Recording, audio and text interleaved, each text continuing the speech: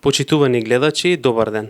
Се наоѓаме во подножието на Осоговските планини во едно карактеристично мало местенце на патот кој води помеѓу градовите Каменица и Кочени. Се наоѓаме во местото наречено Истибања, а до мене имам честа да го најавам мојот соговорник, господинот Стојко Митковски. Велам добар ден. Добар ден за гледачите на вашата прекрасна телевизија. Еве кажете ни од кога постои овој ансамбл Китка и која е иницијативата за да се формира истиот?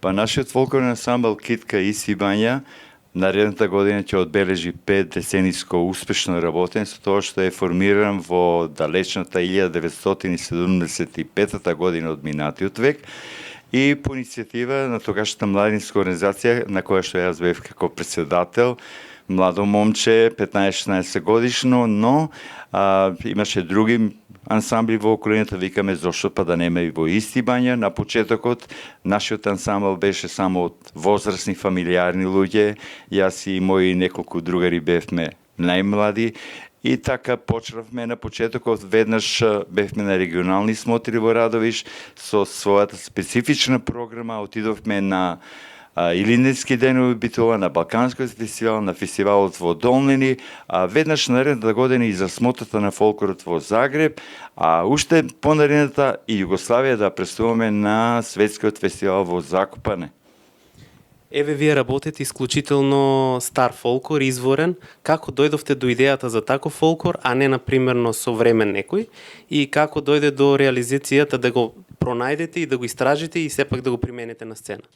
Па јас уште како дете ме интересираше традицијата на македонецот од овој крај, бидејќи Истибања е богат крај, богато место со традиции, со обичаи, со песни, ора, носи и се наоѓа на подножјето, како што кажавте, на Осоговските планини и почетокот на Виничко-Кочанската котлина, и тоа има примеси од планинскиот, оној шопскиот фолклор и полскиот, и една комбинација што е посебна, засебна од сите други, и уште на почетокот јас така ми дојде идејата, како дете одев по свадби, обичаи гледав, уште кога беа интересни обичаите, живееа помеѓу народот, сите обичаи, и црковните, и трудовите, и за секој празник.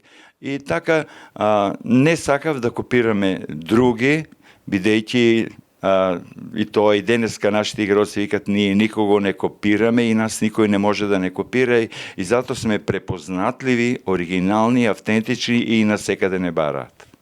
Еве, според тоа, какво население совладува во село Истибања? Дали само шопски, которци, какво точно етничко население постои? Вака, во Истибања населението има староседелци тука токму од Истибања, а друго претежно има порано било турско селото, турци живееле, со иселувањето во 50-те години, се доселиле од две села, од Безиково и од Пресека, тоа се одма до Истибања, над Истибања, и други нема тука доселени си, има многу малку од други села, од Дулица, од Цера, но претежно од тие две села и староседелците од Истибања. И спојот планинскиот фолклор и полскиот, и така станува еден богат, интересен фолклор. Со колку групи располага самиот ансамбл? Дали ги распределувате по возраст или по различни критериуми? Па ние порано, на почеток, како што кажав, беме само возрастни, се беа брачни парови, маш и жена, но постепено, и тоа беа исклучиво од Истибања, само од нашето село, и постепено почваме да се шириме, од околните села да запишуваме, да се подмладуваме, од скоро сите села од Виничка општина. Сега во моментот имаме секции во општината Чешиново Облешево, каде што има членови од сите околни села. Во Виница имаме сениорска секција, така што групите се поделени према возраст. Значи од 6 годишна возраст, кога тргнуваат дечињата на училиште, па се додека ќе можат. Кои обичаи претежно ги практикувате за самата сцена и за некои надпревари? Па ние имаме на нашиот репертоар поставено повеќе од 20 обичаи, сценски поставени, адаптирани сценски, кои што сите тие обичаи се поврзани со соодветни песни и ора. Така што имаме со пагански мотиви, имаме трудови, имаме празници, црковни, би напомнал, да речеме, обичаите и стерување на чумата, што имат на репертоарот и нашиот државен ансамбл Танец, но кај Танец е малку подруга постановката, кај нас е сосем оригинална, автентична и таа најмногу ја презентираме на фестивалите. Потоа имаме прв пат биње на млеко, интересен обичај, обичајот Еремија за истерување на змии и гуштери, потоа обичајот за жневање, за Спасоден, за Ѓурѓовден си собор, на Великден, на Благден. Значи, многу белење на платно, да не заборавам, и уште многу, Сурова имаме, и уште многу. Еве Стибање е препознатливо по надпевањето, тоест долго време жените измислиле добри мелодии за да се формират овие песни стари, а сега препознатливи за вас. Еве како дојде до реализацијата да направите и снимање тогаш во МРТ и како дојде до тоа со господинот Фирхов? Па вака, ние Стибање е специфично пеење, тоа на двогласно пеење, женското и машкото, исто така, и уште на времето Фирхов кој беше во македонското радио, од тогаш почнавме снимки, потоа со Петце Танасовски, ни помагаше тука и Фириев господинот, новинарот во македонското радио, и ние имаме направено повеќе од 80 записи во македонското радио, студиски записи со народните инструменти, кои што се навистено богатство што останува за идните генерации. Дали покрај надпевни песни имате песни ороводни кои практикувате ден денес? Па има многу ороводни песни, тие се пеат и играат без музичка придружба, така се има интересна песна што е Дон море продава се таму доле и укочани. Тоа е машко како диалог песна, каде што пеат посебно жените, посебно мажите во играње, едните за рамо, другите за појас се држат. Специфична песна што е единствена, мислам, и во Македонија е песната на Лево Оронане, тоа е женска песна и женско играње, во кое се игра, само Торо се игра на лево. А во традицијата во Македонија сите знаеме дека се игра од лево на десно, но оваа песна, ороводна песна, се игра од десно на лево и доста специфична и по самиот текст се спомнува градот Виница, голем пазар Виница, мислам она е како додворувањето на ергенот на девојката во тој стил. Пошто е препознатлива еве носијата од вашиот крај? Дали се разликува за девојка, за жена и за стара жена, исто и за мажите? Па носијата од Стибање исто така се е специфично кај нас, така имаме детска носија, која се посебна тука, што ја нема во другите региони. Потоа имаме моминска, ергенска, невестинска носија имаме, зетовска, да кажем, младоженци што носеле и возрастни што носеле секојдневни и она празничната што е. Ние ги имаме сите тие носи во ансамблот, обновени, набавени и ги чуваме бидејќи на почетокот кога почнаме да работиме, сите носи, секој за да биде член во ансамблот мораше да си има своја носија. Но постепено почнавме една по една носија така што си имаме богатство на народни носии. Еве како успевате да ги набавите во голем број, бидејќи друштвото е доста големо и доста имате дечиња? Па не треба за сите да има носи, кога се оди насап оди 30-40 лица. Еве сега, само за пример да кажам, успеавме сега за Ѓурѓовден кој беше во мај месец, направиме убав концерт, Ѓурѓово лето, пролето се викаше концертот, на плошадот Ангел Винич, и каде што настапија 130 играорци и музиканти, сите облечени во разни носи. Тоа беше едно богатство, едно убаво доживување за преполнетиот плошад кои што дојдоа да уживаат во македонската народна традиција. Колку често настапувате покрај во самата држава и надвор, и пошто сте препознатливи надвор? И Стибање пошто е препознатливо? Па вака, ние не одиме на фестивали, како да ја кажам, бизнес фестивали, како што многу други ансамбли немаат покани, пат за да ги одвеат дечињата некаде, си плаќаат и за спиење и за јадење, тоа е за мене, бројката не е ограничена, возраста не е ограничена, тоа е за мене несватливо и бидејќи ние имаме доволно покани, еве да речеме само ова лето сме биле 4-5 турнеи во странство, сега заминуваме за Шпанија на 3 Синџир фестивали поврзани. И така сакам да кажам, нас не знаат многу ни светот, нашиот ансамбл и нашиот фестивал се ставени во календарите на ЦИОФ и ИОФ, и каде што одиме на големи фестивали, таму има познати етнокоролози, етномузиколози кои што не препорачуваат па на други фестивали. И тоа е што имаме многу покани, не можеме си да ги реализираме финански, бидејќи не сме толку моќни, но сепак, само за пример да кажам, сега пред недела дена се вративме од Стражнице, од Чешката република, каде што фестивалот се одржа по 79 пат, тоа е најстар фестивал во Европа и на него за прв пат Македонија учествуваше. И за прв пат и тоа, и од европскиот континент немаше друга земја освен Македонија. Имаше од Латинска Америка, имаше од Азија, од Африка, а од Европа само ние. Колку е тешко да се работи ова интересна, сепак работа со голем труд и љубов, и можеме да забележиме во атерот на вашиот ансамбл имате доста благодарници на она што навистина е заслужено да се види. Колку за вас представува тоа еднозначење и како се работи оваа работа? Па за да бидеш ти уметнички раководител, да поставуваш сценски фолклорни мотиви, а прво треба да имаш желба за тоа, голем мерак, сепак и дарба, да потекнеш од такво семејство, да си пораснал во таква средина и љубов за таа работа. Ако мислиш на парите, дали ќе печалиш ти од таа работа, од играоците, да взимаш голема членарина, да им взимаш многу пари за одење на фестивали, тогаш од тебе ништо нема да биде.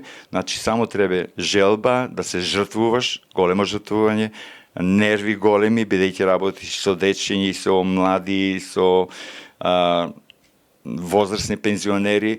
Значи, треба пред се љубов за таа работа и големо трпение и голем мерак.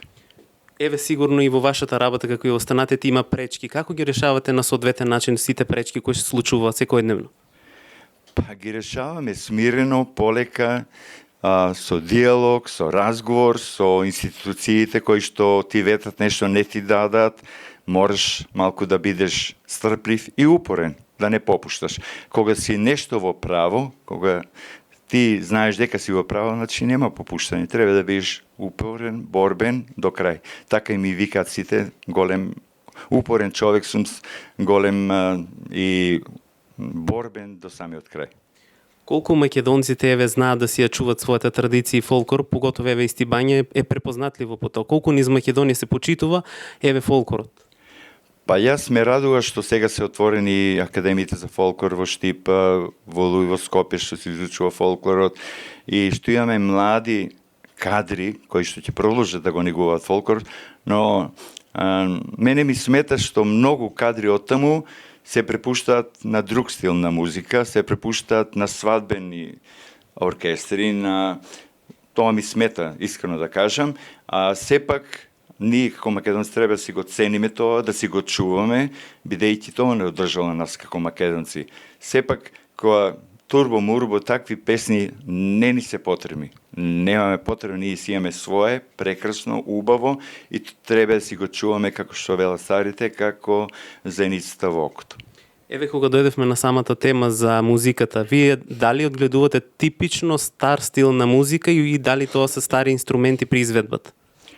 Па нашиот ансамбл не користи современи фабрични инструменти, така наречени фабрични кларинети, хармоники. Ние користиме исклучиво автентични инструменти, гајдата, кавалите, ќемането, тамбурите, тапаните. Значи, тоа се нашите препознатливи народни инструменти со кои што сме обстојувале низ вековите. И дали има заинтересирани ден денес еве младите да пристапат за да ги учат истите? Па ние тука на времето беа самите музиканти во ансамблот беа, како се вика, сами што се научиле, само ентузијасти, но сега имаме школувани музиканти кои што учеле во Штип, во Скопје на школите и на академијата, и млади луѓе, млади деца, младинци, како да ги кажам, што ги свират народните инструменти. Се случува ли денес еве да истражувате некои стари обичаи, доколку има жители се уште од по возрастната популација, и колку тие можат и денес да се зачуват оние кои што еве се сеќаваат ден денес? Па од нашиот регион доста имаме истражено. Јас како од дете што сум почнал за овие скоро 50 години, многу обичаи, многу песни, многу ора кои што веќе не се играат, не ги имаме на репертуарот.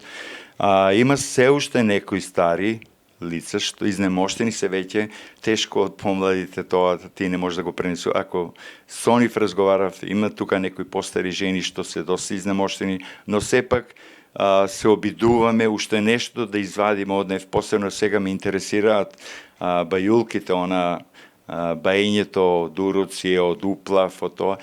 На тоа сега акцент ставам, колку ќе успеам ќе видам. Пред тоа имав 3 години теренски истражување за соновите, народно толкување на соновите, така што од 3 годишно работење испаде на мала книжка Сон или Ангелина, но за мене тоа е едно големо богатство. А уште пред тоа па имав од Пиринска Македонија една книга направено, соберено до место обичаите и традициите на пиринските македонци во една книга напирена до 2 снега, која што исто така останува за идните поколенија. Еве кога дојдовме на самата тема за Пиринска Македонија, колку македонците од Пиринска Македонија знаат да се навратат и колку им значи кога вие отидовте тогаш на истражување? Па јас тоа бев, 17-18 годишен, мајка ми има братучиди таму, кај нив на гости, и јас тајно тогаш тоа го работев. Ако ме разбереа тогашната милиција бугарска, ќе ме затворе уште како дете и до сега може уште бе во затвор, но сепак луѓето се организираа, тие во себе чувствувано македонштината, тајно се организираа по куќите, по Разлог, по Мелник, по селата, таму се и ме водеа моите роднини, и за кратко време, за месец дена сигурно, јас ја направив книгата, ја собрав материјали, народни верувања во сонови, потоа обичаи, некои песни, и сето тоа е напишано и кажам на пирински дијалект, што е посебно едно богатство. Колку народот еве денеска и стибанци знаат да веруваат во овие магиски практики кои се случувале некогаш, што се биле од голема корист кај самото население? Па вака, тоа е сепак, неле, тоа е контра црквата, да кажеме. Луѓето порано јако оделене црквено верували во тие работи, во магија, во правење магија, растурење магија, бајње од уруци. Сега е модерно што, еве да речеме, во Италија има некој, Италија или Швајцарија, тука една жена баја од уплав или од уруци, и по телефонот им бајат на децата. Тоа е модерно, да кажеме. Колку се верува, тоа повеќе, јас мислам, на самата психа кај човекот делува, отколку што има нешто во тоа што се случува или се баја или се... Мислам дека повеќе психолошки делува отколку вистинито. Еве да се навратиме и на самиот фолклор, колку младите денеска се заинтересирани да дојдат, еве, уште малите на 4 годишна возраст или на помала, да дојдат и да прашаат дали може да членуваат кај вас. Дали се случува тоа тука во Истибање? Тоа се често случува, како што кажав, ансамбл брои повеќе од 300 редовни членови од целиот регион, како регионален ансамбл сме, и јас еден пример имав, едно дете доаѓа да се запиша, тоа 5 години или кога запишувам кое се оделение, и кажувам кое оделение, прашувам, она вика нула оделение. Викам, па нема нула оделение, па јас сум нула оделение. Значи, секој што изразува желба, ние не го спречуваме, секој што изразува желба, го запишуваме. Еве, летниот период се случува, наши што се на време на работа по странство, се доаѓаат со нивните дечиња, доаѓаат на пробите, не им взимаме членарина, не им взимаме ништо, само и само да ги да го сакаат фолклор, да сакаат традицијата нашата македонската. Колку имате еве и помош од стручни лица кои што знаат да ви помогнат често пати, дали тоа са членови или слично околу вас, бидејќи ова е стварно вистинска голема бројка, а сепак треба доволно добро да се справите со нив. Па вака јас имам добро, како да кажам, научени, добро воспитани асистенти, и во Облешево двајца имам, тука имам тројца, во Виница имам еден, а тие, значи, биле многу години во ансамблот и тие веќе почнуваат и да и сами пробите да ги водат, и тоа е за мене голема помош и голема благодарност, бидејќи ете студенти се сега на работа не одат, ама Китка им оставила убав печаток, убаво доживување и сака тоа да го продолжат и понатаму. И тоа е за мене на голема помош и за самиот ансамбл. Еве туку што се вративте од Дупница, од Бугарија, како се вративте таму и како, со што точно се презентиравте и како жири комисијата ве оцени таму? Па интересен фактот, ние во Бугарија сме биле на многу фестивали и низ цела Бугарија, и сега за фестивал во Дупница прв пат сме поканили тоа. На месенџер ми пишува еден пријател, ми понуди пријателство од Симитли, и тој вика, јас сум тој и тој, вика, играв на Истиванско здравоживо пред 30 години. Замислете се, пред 30 години играл на нашиот фестивал и сега веќе возрастен маж, и тој не предлага на фестивалот, и одма не поканија.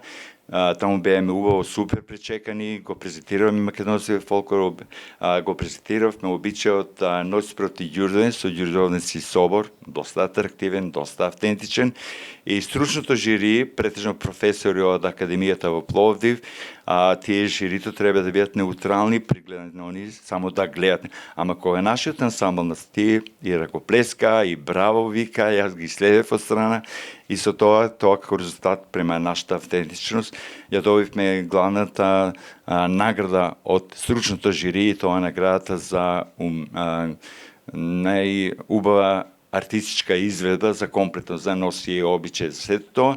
И беше уште поголемо изненадувањето кога градоначалникот на Дупница дава една награда, специфична бакарна икона на Иван Рилски, и тој ја дава токму на нашиот фолклорен ансамбл, и тоа за нас големо чувство, голема желба да продолжиме уште понатаму. Еве, кои се други важни благодарници и пехари кои сте ги добиле надвор од границите, кои сега ви се во сеќавање, а ви значат од огромно значење се кај вас? Па, ме прашуваат во кои земји сте биле, колку пати сте биле, јас тоа не знам да кажам, само може да кажам каде не сме биле, а награди, меѓу највредните, што сакам да ја кажам, ми се од првата награда од Полска од Закопане, каде што јас добив Јанушиков појас како најдобар кореограф, и го освоиме сите награди тогаш таму за обичај, за оркестар, за сценска изведба. После 3 години исто обича повторно, и тоа како југословенски ансамбл бевме тогаш, представуваме тогаш Жан Рош, познат француски етномузиколог, вика, вие треба да бидете горди македонци, вие представувате 6 држави и вие освоивте сите награди. Посебна награда ни беше во Израел, во Тел-Авив, помеѓу 40 земји ние Гран При го освоиме, во Бурса мината година помеѓу 40 ансамбли Гран При, во Москва Гран При, значи каде одиме на фестивал, ако над Прерурачки фестивалот, секош ни земеме Гран При наградата, и тоа е едно поголем стимул за сите нас играоците. Еве тука и пехари што се имаме многу, кога одиме во Романија, Златна рибка, голем фестивал за деца и млади на реката Дунав во Тулча, каде што има по 30-40 земји, и секош ние учествуваме ја земеме Златната рибка. Еве, колку фолклорот и музиката помагат кај децата за менталното и психичко здравје? Па пред се, ние како ансамбл, јас повеќе се трудам за социализација на самите деца и младите, и возрастните, и пензионерите. Прво социализирање, културно однесување, другарство големо. Ние ко тргаме на пат, тоа како една фамилија сме лани, минатата година беме во Сицилија, на Агридженто фестивал, голем меѓународен фестивал на кој што настапиме во две категории, по 30 чланови во детски и во возрастни, каде што исто така ги земеме двете награди, и во детски категории за возраст, и во автобуси имаме дечни од 12 години, имаме возрастни од 60 години. Тоа беме како една фамилија таму по автобусот на бродот, 9 сата на брод се воземе преку Јадранот. И таму пофалби секаде кај што одиме, пофалби од самите организатори, од организацијата на самиот ансамбл, од дисциплината, од редот. Ние сега од Чешка, кога си дојдеме и пишуваат организаторите, вика во вашите соби како никој да не е спиел во хотелот. Значи тоа е, како си го нашол, така треба да го оставиш. Што би препорачале еве за крај за сите млади во врска со фолклорот и традицијата на Македонија? Па прво да го сакат фолклорот, да членуваат во некој ансамбл, не мора во китка. Да, ако сакат во китка, прво тие се социализираат, тоа како на времето војска, ако не одиш, не те бива за ништо, и во ансамбл, значи, се учиш на ред, на социализација, и ако си го сакаш фолклорот, и ако си го знаеш своето традиционално, значи ќе бидеш уште погорд македонец. Колку, еве, оште еднашка за крај, колку знаат да се слушнат некои песни стари во истибања на некои прослави, на некои слави и мендини? Па тоа се случува се поретко, за жал, но ете се случува на некој празник на центар на селото, се игра стари тора, се зајапеа стари песни, на некои празници на самите црковни места, но се помалку и помалку, што е, за жал, така е. Јас ви благодарам на сите информации кои ни ги дадовте денеска и за одвоеното ваше време, и се надевам дека нема да застанете и ќе продолжите и натаму да ја негувате истибањската традиција и фолклор. Па јас ви благодарам и се надевам дека се гледаме почесто. Драги гледачи, а ви останете на фреквенцијата на М-нет телевизија. До тогаш, довидување.